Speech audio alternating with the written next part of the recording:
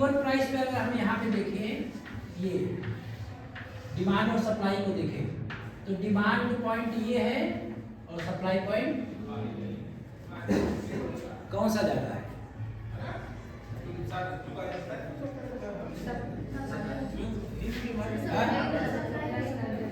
Supply ज्यादा है, demand कम है। यानी जब कीमत ज्यादा हुई उस प्राइस से, जिसको हम इक्विलिब्रियम प्राइस कह रहे हैं, इससे जब कीमत बढ़ा दिया गया मार्केट में, तो क्या हो गया? अब हम तो जानते हैं कि सप्लाई जो क्या होता है, प्राइस बढ़ने से बढ़ता है, और डिमांड क्या होता है, क्वांटिटी घटती है। तो अब देखो डिमांड क्या हो गया, कम हो गया, खरीदना की क्वांटिटी कम हो गई और बेचने की क्वांटिटी बढ़ गई। तो इस कंडीशन को हम कहते हैं एक्सेस सप्लाई।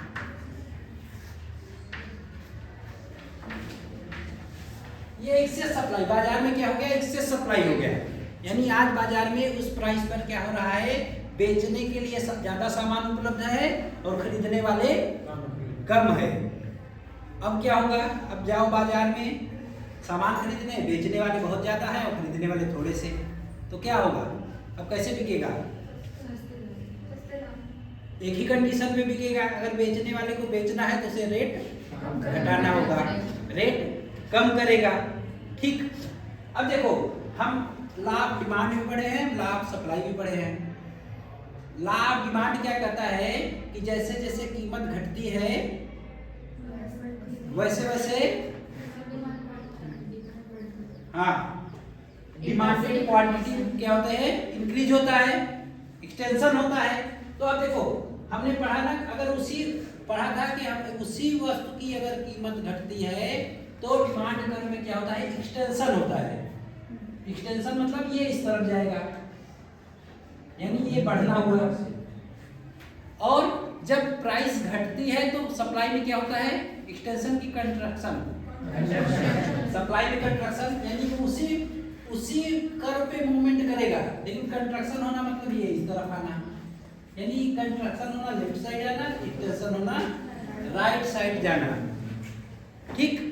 तो कहने का मतलब क्या है, जब प्राइस घटेगा तो सप्लाई में कंट्रैक्शन होगा और डिमांड में एक्सटेंशन होगा। सप्लाई कर्व इधर मूवमेंट करेगा, डिमांड कर्व इधर मूवमेंट करेगा, और ये मूवमेंट करते करते कहीं एक पर पॉइंट पर फिर मिल जाएंगे। अगर ये दोनों में गैप है, ये इधर मूवमेंट करेगा, ये इधर मूवमेंट करेगा, इसमें कंट्रैक्शन होगा, इसमें एक्सटेंशन होगा, तो कहीं तो ये लोग मिल जाएंगे। तो ये पॉइंट यहाँ पे मिल गए और यही पॉइंट हो गया इक्विलिब्रियम। जब मिलेंगे, जहाँ पे मिलेंगे वही इक्विलिब्रियम है। तो यहाँ पर कंट्रैक्शन होगा और यहाँ पे एक्सटेंशन होगा और ये मिल जाएंगे, और यहाँ पर फिर ये जो प्राइस होगा वो इक्विलिब्रियम प्राइस होगा, और ये जो क्वांटिटी होगा तो ये हो गया इक्विलिब्रियम क्वांटिटी और ये इक्विलिब्रियम प्राइस। ठीक। अब दूसरा टेस्ट करते हैं। मान लो प्राइस इस प्राइस से इक्विलिब्रियम प्राइस से कम हो, तब क्या होगा, सप्लाई बढ़ जाएगी। अब यहाँ पर हम देखें सप्लाई बढ़ जाएगी, कैसे, डिमांड बढ़ जाएगी। हाँ P2। अब यहाँ पर क्या हो रहा है, डिमांड ज्यादा है, सप्लाई कम है। तो बताओ मार्केट में गए, खरीदने वाले बहुत ज्यादा है और सामान बेचने वाले कम, या सामान बिकने के लिए जो क्वांटिटी उपलब्ध है वो कम है उसकी तुलना में। अब क्या होगा, प्राइस बढ़ जाएगी। और हमने लाभ डिमांड भी पढ़ा और लाभ सप्लाई भी पढ़ा। जब कीमत बढ़ती है तो डिमांड कर्व में क्या होता है, कंस्ट्रक्शन की एक्सटेंशन, संकुचन होगा कि विस्तार होगा, कंट्रैक्शन होगा। डिमांडेड क्वांटिटी घटेगी तो डिमांड कर्व में क्या होगा, कंट्रैक्शन। कंट्रैक्शन मतलब लेफ्ट साइड जाएगा, ये इधर मूव करने लगेगा। और सप्लाई में क्या होता है, जब प्राइस बढ़ती है तो there is positive relation between price and supply, या प्राइस एंड सप्लाइड क्वांटिटी। तब क्या होगा, इसमें एक्सटेंशन होगा, क्योंकि प्राइस बढ़ रही है तो सप्लाई की संख्या बढ़ेगी, सप्लाई क्वांटिटी, तो ये इसमें क्या होगा, एक्सटेंशन होगा। यानी ये कर्व इधर मूवमेंट करेगा, सप्लाई कर्व, और डिमांड कर्व इधर मूवमेंट करेगा, और फिर ये दोनों एक जगह मिल जाएंगे। ठीक, तो यहाँ मिल गए। तो कहने का मतलब यहाँ पे गवर्नमेंट को इंटरफेयर करने की जरूरत ही नहीं पड़ी। एडम स्मिथ ने कहा कि गवर्नमेंट को बाजार में इंटरफेयर नहीं करना चाहिए, क्योंकि बाजार में एक इनविजिबल हैंड होता है जो अंत में मार्केट को इक्विलिब्रियम पे ला ही देगा। अपने आप बाजार में डिमांड और सप्लाई की शक्तियां एक्टिव हो जाएंगी और बाजार इक्विलिब्रियम में आ जाएगा। ठीक, तो इस तरीके से बाजार में इक्विलिब्रियम डिसाइड होता है।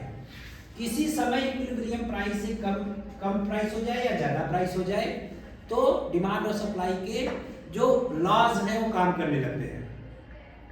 जो हमने डिमांड चैप्टर और सप्लाई चैप्टर में पढ़ा वो सारे नियम काम करने लगते हैं। किसी में कंस्ट्रक्शन होने लगेगा, किसी में एक्सटेंशन होने लगेगा और अंत में वो दोनों एक दूसरे के बराबर हो जाएंगे।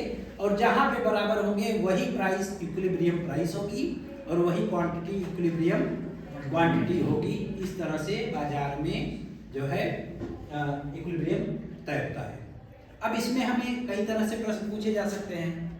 एक तो पूछा जा सकता है बाजार में इक्विलिब्रियम कैसे डिसाइड होता है, एक्सप्लेन करिए।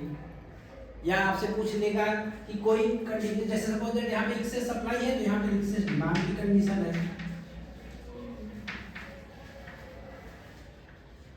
तो आपसे प्रश्न पूछा जा सकता है कि एक्सेस सप्लाई की कंडीशन हो तब उस स्थिति में कैसे बाजार में इक्विलिब्रियम होगा, या एक्सेस डिमांड की कंडीशन हो तब उस स्थिति में बाजार में कैसे इक्विलिब्रियम होगा। तो हम कर सकते हैं ना, अगर एक्सेस सप्लाई पूछे तो ये कंडीशन हम दिखाएंगे। ये कंडीशन है क्योंकि यहाँ पर गैप है सप्लाई और डिमांड में, तो कीमत सप्लाई ज़्यादा है डिमांड कम है तो कीमत गिरेगी।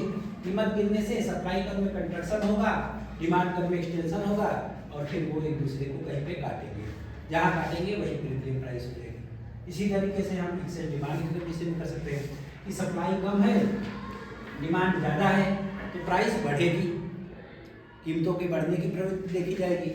और जब कीमत बढ़ेगी तो डिमांड कर्व में क्या होगा, कंट्रक्शन होगा और सप्लाई कर्व में एक्सटेंशन होगा और ये दोनों एक दूसरे को कहीं काटेंगे और जहाँ काटेंगे वही प्राइस इक्विलिब्रियम प्राइस होगा और वही क्वांटिटी इक्विलिब्रियम क्वांटिटी होगा। सिंपल, ऐसे हमें एक्सप्लेन कर देना है। तो इस तरह से बाजार में कीमतें तय होती हैं। ठीक, अब ये तो ये हो गया।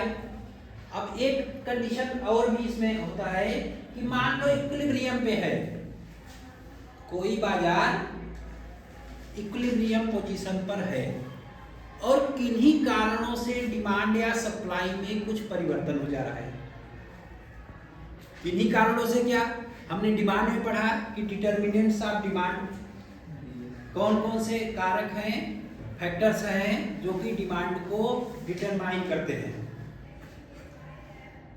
कौन कौन से कारक हैं, कोई बताए? पीएक्स, पीआर, ये तो सप्लाई में चलेगा ना, डिमांड का हाँ, इनकम वाई। ठीक, अगर हमें याद है तो वो सारे चीज, उन सारे चीजों में परिवर्तन होने पर, उन सब चीजों में परिवर्तन होने पर डिमांड कर्व जो है शिफ्ट होगा। हमने पढ़ा ना कि किस चीज में डिमांड में मूवमेंट एलॉन्ग विद कर्व होता है और किस चीजों में डिमांड जो है शिफ्ट होता है। तो ये तो समझते हैं एलॉन्ग विद कर्व वाला हो गया एग्जांपल। अगर हम शिफ्ट वाली बात करें, हम एक एग्जांपल उसमें देखते हैं।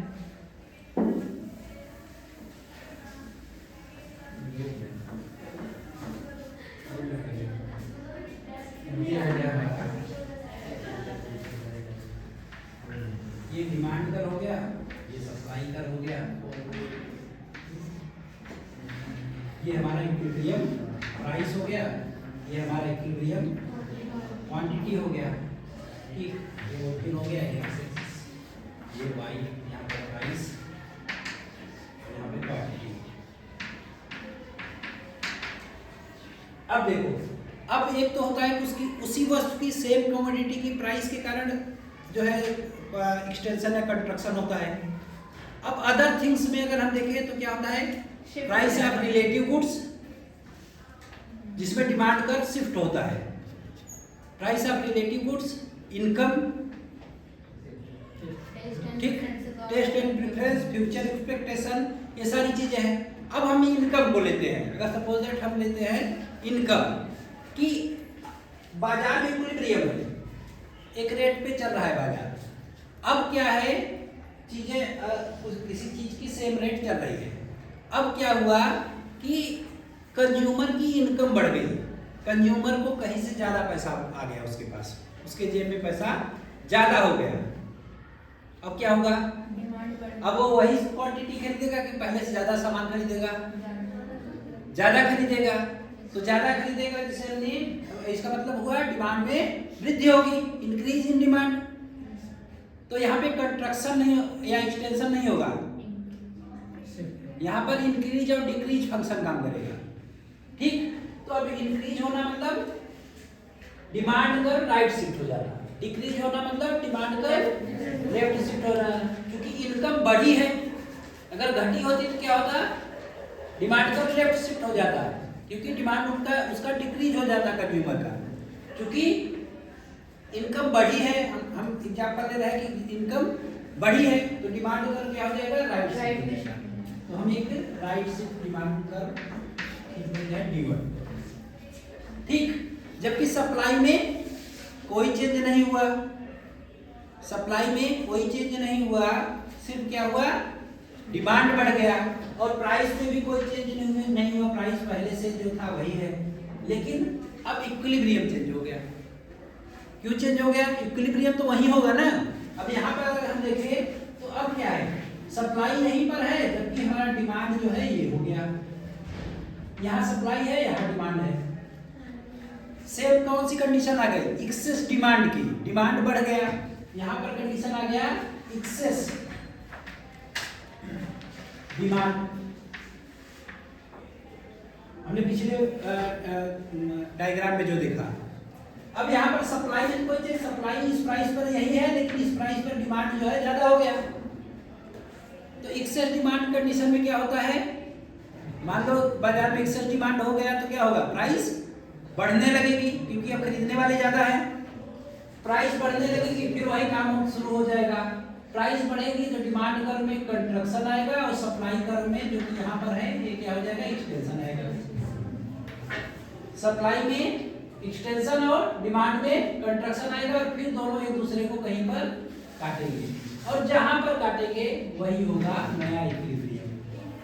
ये अगर हमारा ई है तो ये वन हो जाएगा। तो नया इक्विलिब्रियम में अगर हम देखें तो ये हमारा प्राइस क्या हो गया, ये हमारा प्राइस हो गया, और ये हमारा क्वांटिटी, यानी P1 प्राइस और Q1 क्वांटिटी। तो इसका मतलब ये हुआ, अगर बाजार इक्विलिब्रियम में है और कंज्यूमर की इनकम बढ़ रही है या बढ़ गई तो क्या होगा, उसका इफेक्ट ये होगा कि वस्तु की प्राइस बढ़ जाएगी और क्वांटिटी भी बढ़ जाएगी। इक्विलिब्रियम प्राइस बढ़ जाएगी और क्वांटिटी बढ़ जाएगी। इसी तरह से हम ये भी देख सकते हैं, घटने की स्थिति में इनकम घट जाए तो क्या होगा, इनकम घटने पे डिमांड पर जो है लेफ्ट शिफ्ट हो जाएगा। अब यहाँ पर हम P2 मान लेते हैं। अब यहाँ पर अगर हम देखें तो सप्लाई तो वही है, तो उस प्राइस पर अगर हम देखें तो सप्लाई वही है, डिमांड ये हो गया, यानी डिमांड कब, सप्लाई ज्यादा। तो यहाँ पर क्या हो गया, एक्सेस सप्लाई, सेम वही चीज जा रहा है। अब एक्सेस सप्लाई होने पे क्या होगा, कीमत घटेगी, तो सप्लाई कर्व में क्या होगा, कंट्रक्शन आएगा, और डिमांड कर्व में क्या हो जाएगा, एक्सटेंशन आ जाएगा, और फिर ये दोनों एक दूसरे को कहीं काटेंगे। सपोज ये हो गया, ठीक, तो ये नया इक्विलिब्रियम हो गया। और ये इक्विलिब्रियम पे यहाँ देखें तो हमारा प्राइस क्या हो गया, P2, और ये क्या क्वांटिटी क्या हो गया, Q2। समझ रहे? अब इसका मतलब क्या हुआ कि जब भी इनकम घटेगी तो हमारा प्राइस भी घटेगा। जब कंज्यूमर की इनकम घटेगी तो बाजार में प्राइस घटेगा, और साथ साथ इक्विलिब्रियम क्वांटिटी भी घटेगा, तो इक्विलिब्रियम प्राइस भी घटेगा। तो इस तरह से बाजार में अपने आप, बाजार में डिमांड और सप्लाई के शक्तियों से किसी भी बाजार का जो है इक्विलिब्रियम डिसाइड होता है। अपने आप डिपेंड कर रहा है कि डिमांड ज़्यादा है कि सप्लाई ज़्यादा है, उस तरीके से अपने आप एक नया इक्विलिब्रियम बन जाता है। यानी बाजार अपने आप को इक्विलिब्रियम में ले आता है, इसमें किसी को कुछ करने की जरूरत नहीं है। गवर्नमेंट को इंटरफेयर करने की जरूरत नहीं है। ये मतलब एडम स्मिथ का जो कहना था कि बाजार में एक इनविजिबल हैंड होता है जो अपने आप नया इक्विलिब्रियम स्थापित कर देता है। ठीक, तो यहाँ पर किसी को बताने